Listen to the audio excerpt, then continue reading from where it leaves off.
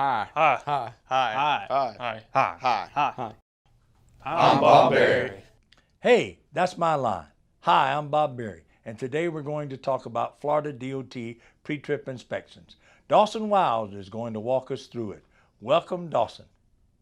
For the coupling portion of your test, first thing you're going to want to do is have an overall look between your tractor and trailer. You're going to make sure that you're not seeing any kind of signs of leakage anywhere. I'm not seeing any here. You're also going to check to see if you see anything that's cracked, damaged, or loose between your tractor and trailer and your coupling here.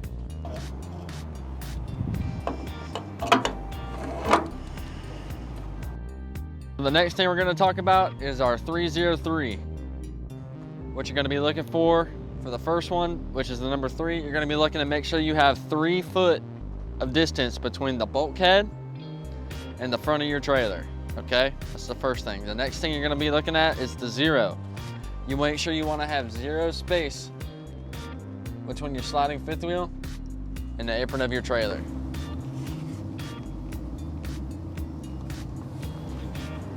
The last number of your 303 is the number 3.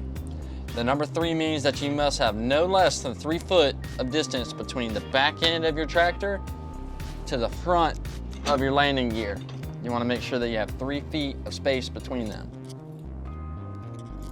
And remember, thorough inspection, proper maintenance, and good communication always makes for a safe trip.